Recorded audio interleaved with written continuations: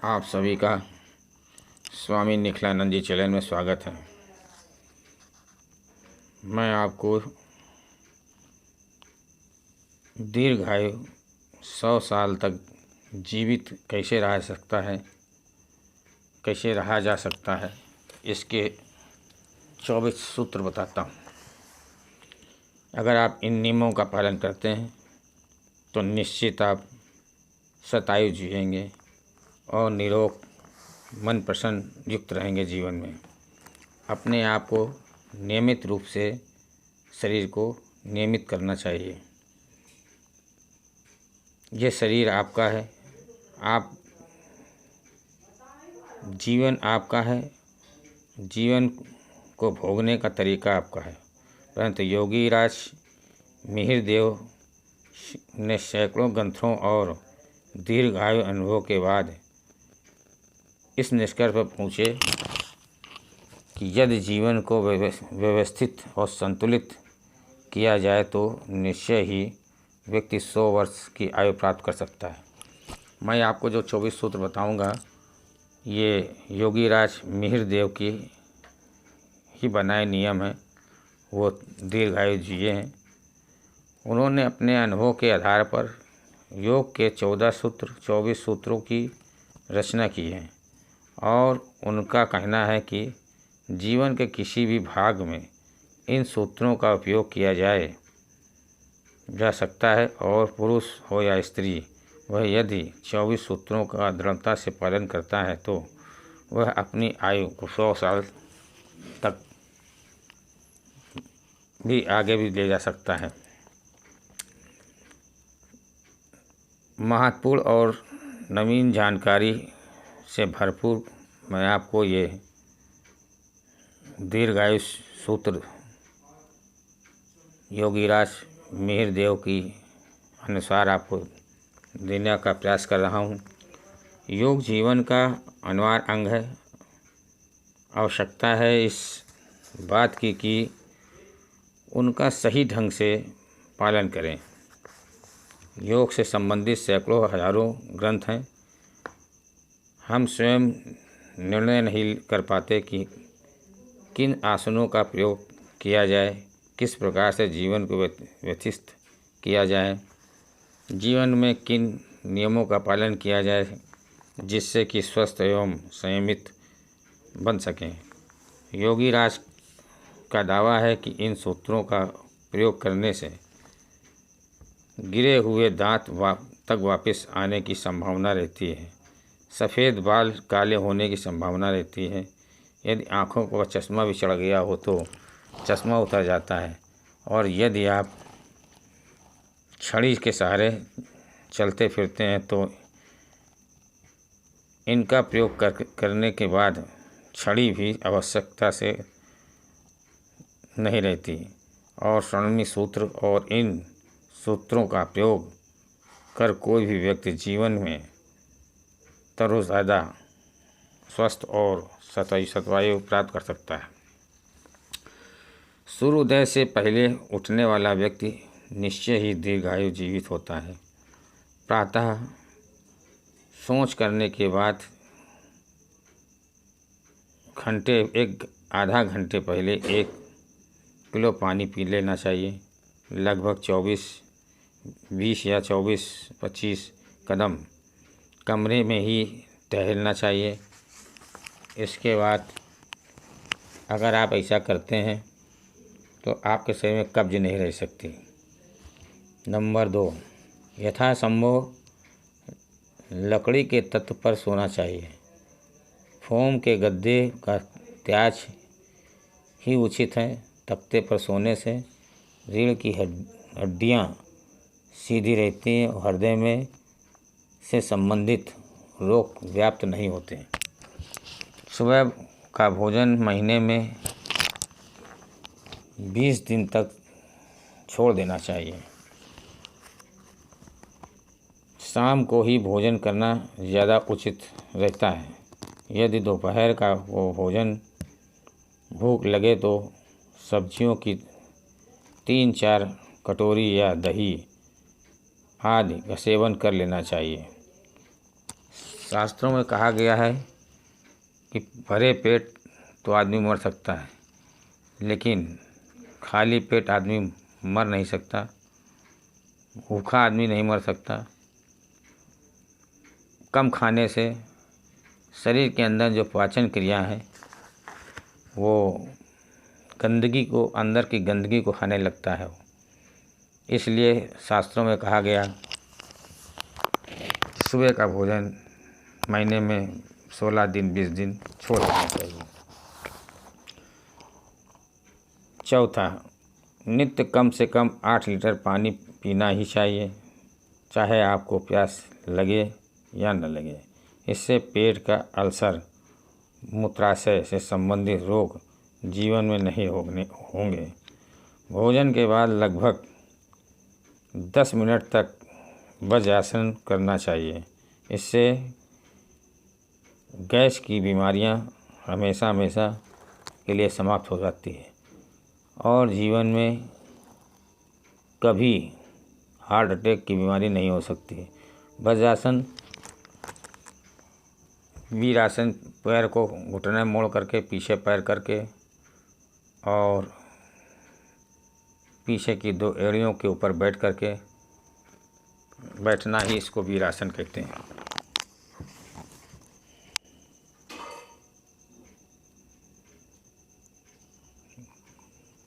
वीरासन वज्रासन एक ही बात है। भोजन के बाद पेशाब अवश्य कर लेना चाहिए और दिन में 2 बार शौच क्रिया संपन्न करनी चाहिए। आलू, चावल, चीनी, नमक यथासंभव प्रयोग न करें। घी, तली हुई चीज़ें, मिर्च, मसाले, बाज़ार की लाई हुई मिठाइयाँ सर्वथा त्याज होनी चाहिए। 8वां, दिन में कम से कम घंटे 2 घंटे नंगे बदन रहना चाहिए। छत पर खुली हवा में सोना चाहिए। सुबह उठ करके घूमना चाहिए। साल में एक बार प्रकृति की गोद में यात्रा शतायु होने के लिए आवश्यक है। इससे शरीर प्राकृतिक ढंग से स्वस्थ बना रहेगा। शहद, नींबू, अदरक आदि अनिवार्य पदार्थ हैं, समझे जाने चाहिए और इसका प्रयोग थोड़ा बहुत प्रतिदिन करना चाहिए। इससे शरीर फुर्तीला चुस्त बना रहता है। खाली पेट दूध लेना जहर के समान है। अदरक को शहद में डाल दीजिए काट के पीस, तो आप देखेंगे कि अदरक अपना पानी छोड़ देता है और वो सिकुड़ जाता है। 1 घंटे, 1.5 घंटे, 2 घंटे बाद आप इसको ले सकते हैं। जब भी लें तो इस बात का ध्यान रखें कि 1 घंटे पहले पानी ना पिएं और 1 घंटे बाद तक पानी ना पिएं। ये इसकी नियम है इसका। 10वां, स्नान के बाद खुदरे तौलिए से पूरे शरीर को रगड़ कर पोंछना चाहिए। इतना अधिक रगड़ना चाहिए कि त्वचा ललाई युक्त हो जाए। इससे पूरे शरीर में खून का दौड़ान तेज होगा। शरीर का कोई भी अंग शिथिल नहीं होने पाएगा और इसके जो शरीर के अंदर छिद्र होते हैं, वो छिद्र के अंदर जो गंदगी जमी है वो खुल जाती है। 11वां, प्रातःकाल उठकर शुद्ध नल के जल से दोनों आँखों पर पानी के छिट्टे मारने चाहिए। दोनों हाथों में जल भरकर जोर से मुंह पर छिट्टे मारें और इस प्रकार लगभग 30-40 बार नित्य करें। ऐसा करने पर कुछ ही दिनों में चश्मा उतर जाता है और शरीर की आँखें स्वस्थ और निर्मल हो जाती हैं। 12वां, प्रातःकाल दातुन करते समय दांतों को ब्रश से, या अच्छा ये होता है कि उंगलियों से ही मंजन करना चाहिए। इसके बाद इतना रगड़िए उंगलियों में कि मसूड़ों की मालिश हो जाए। इसके बाद अंगूठे से या ब्रश से जीभ की पूरी सफाई करना चाहिए। जहाँ तक गले में काग है वहाँ तक अंगूठे से सफाई करना स्वास्थ्य की दृष्टि से अत्यधिक उपयोगी है। 13वां, प्रातःकाल उठकर अपने दोनों हाथों से पैरों से के अंगूठे पर व्यायाम करना चाहिए और दोनों हाथ पैर फैलाकर पाँवों को एक स्थान पर जमा कर दाएं बाएं कमर को पूरी तरीके से ताकत के साथ कमर को घुमाना मोड़ना चाहिए। दिल खोलकर कह कहे लगाना चाहिए, हंसना चाहिए।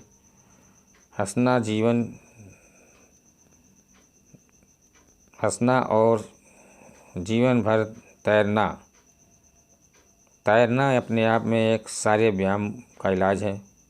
ऊंची आवाज़ में गाना गाना, इससे शरीर के अंदर के सारे व्यायाम अपने आप हो जाते हैं।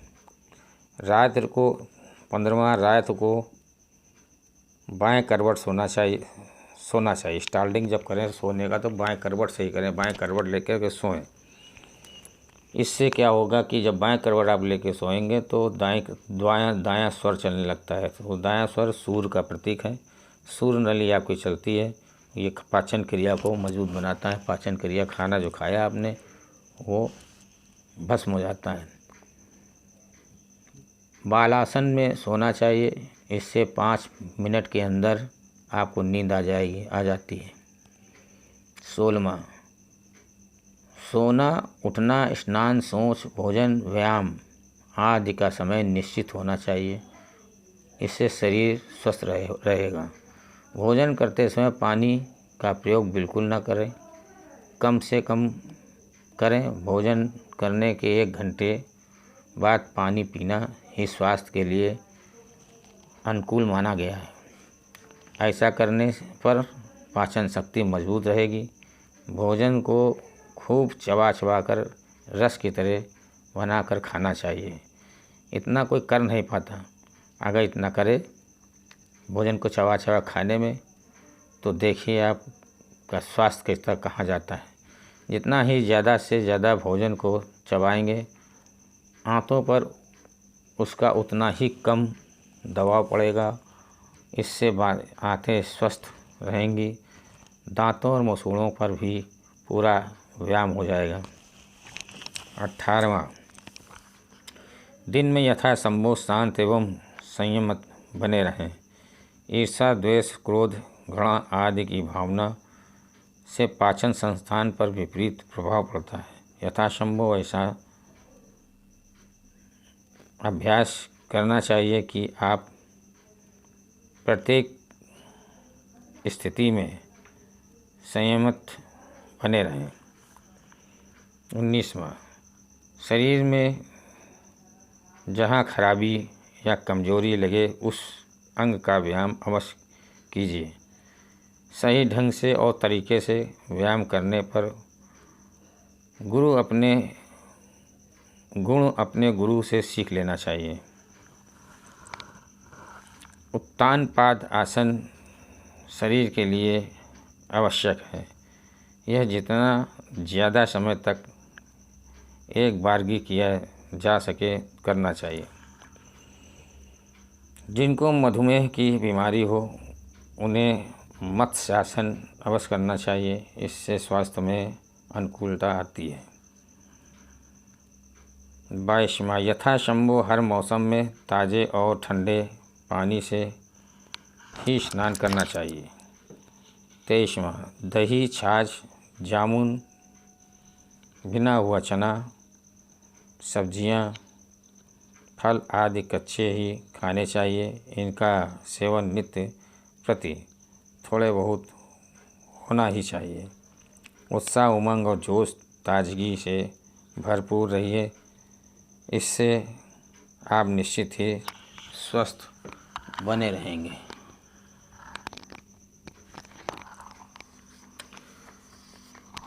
स्वामी निखिलानंद जी के अनुभव के अनुसार आप 1 तोला काली मिर्च, 1 तोला सौंठ, 1 तोला पीपल और 7 तोला यानी कि इनसे 7 गुना निसोथ ले लीजिए आप, और इसको आप बाज़ार से ले आइए। ये अनुपात मैंने छोटा बताया, आप जितना अधिक बनाना चाहें उसी अनुपात से बना सकते हैं। इसको कूट पीस के रख लीजिए और नित्य खाली पेट इसकी फाँकी लगाइए। ज़्यादा नहीं, आधा चम्मच गुनगुने पानी के साथ या दूध के साथ ले सकते हैं। यदि इसमें कुछ ताकत की चीज़ मिलानी हो तो शतावर भी मिला सकते हैं आप। अनेक और जड़ी बूटियाँ ताकत की मिला सकते हैं, लेकिन इन 3-4 चीज़ों मैंने बताई हैं आपको स्वामी निखिलानंद जी के अनुसार। ये लीवर के लिए सबसे लाभदायक चीज़ है। लीवर की केवल 2 ही आयुर्वेद में बताई गई जड़ी बूटी, निसोथ और मुरेठी। आप इसको लीजिए, अनुपात में बना लीजिए। आधा चम्मच गुनगुने पानी से खाली पेट लीजिए या सोते समय ले लीजिए। दूध से भी ले सकते हैं। आपका लीवर दुरुस्त रहेगा, भूख बढ़ेगी और एसिड खत्म होगा, गैस बनना बंद हो जाएगी। दूसरा स्वामी निखिलानंद जी के अनुसार एक मंत्र है, ओम ह्रीम मम प्राण देह रोम प्रतिरोम चैतन्य जागरे ह्रीम ओम नमः। इस मंत्र का जाप आपको नित्य कम से कम 15 मिनट करना चाहिए। आप देखेंगे जीवन में आपके दीर्घायु की तरफ आप बढ़ेंगे, चेहरे में एक चमक, एक रौनक होगी। ये मैंने आपको बताया। अब मैं आपको शतायु होने के ऋषि, हमारे पूर्वज थे चरक ऋषि के 7 सूत्र मैं बताता हूँ।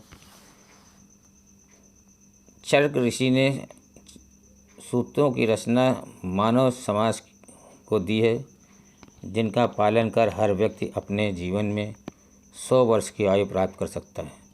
चरक के अनुसार 7 स्वर्णिम सूत्र मैं आपको बता रहा हूँ। ये सूत्र स्त्री पुरुष कोई भी अपने जीवन में कर सकता है। दिन में एक समय भोजन करना चाहिए, उसमें भी आधे से ज़्यादा भोजन उबली हुई सब्जियों का भोजन करना चाहिए। साथ ही साथ महीने में 2 दिन सर्वथा उपवास करें। दूसरा, बिना इच्छा के भी खूब पानी पिएं। यह पानी स्वच्छ, निर्मल और प्राकृतिक हो। फ्रिज का या बर्फ़ से ठंडा किया हुआ पानी उचित नहीं। तीसरा, नित्य 5 व्यायाम अवश्य ही किए जाने चाहिए। प्रातःकाल उठ करके सूर्य प्राणायाम, व्यायाम, भोजन से पहले उत्तान पादासन, भोजन के बाद ब्रजासन, शाम को लगभग 4 बजे मयूरासन, रात को सोते समय बाला आसन। ये 5 आसन प्रत्येक व्यक्ति को, पुरुष स्त्री के लिए अनिवार्य है। नित्य 1 घंटा शांतचित्त से प्रभु में समीप बिताना चाहिए। जल्दी उठना, स्नान आदि से निवृत्त होना, पद्मासन में बैठ करके निर्मल चित्त से प्रभु का ध्यान करना चाहिए। दीर्घ जीवन बनाने के लिए ये आवश्यक है। 5वां, प्रातः सोच जाने से पूर्व काग आसन में बैठ करके 1 किलो पानी पीना उचित है। यह पानी रात भर तांबे के बर्तन में भरा हुआ हो, सुबह इसको पी लिया जाए। इससे शरीर के अंदर के समस्त अंगों की सफाई हो जाती है। 6, प्रातःकाल उठकर 60 बार लंबी लंबी सांस लेना, तेजी से गति तेज गति से 1 किलोमीटर चलना चाहिए। भोजन और नींद के बीच में 1 घंटे का अंतर रहना चाहिए। लकड़ी के पट्टे पर सोना चाहिए। मादक पदार्थों से बचना चाहिए। इनका पालन करने से शरीर स्वस्थ और दीर्घजीवी बनता है। क्षमा भाव रखना चाहिए। द्वेष, ईर्ष्या, जलन, विरोध के विचार छोड़ देना चाहिए।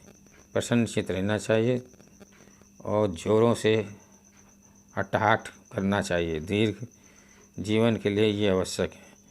चर्क के महीने इन 7 सूत्रों का पालन करने के लिए आपको बताया।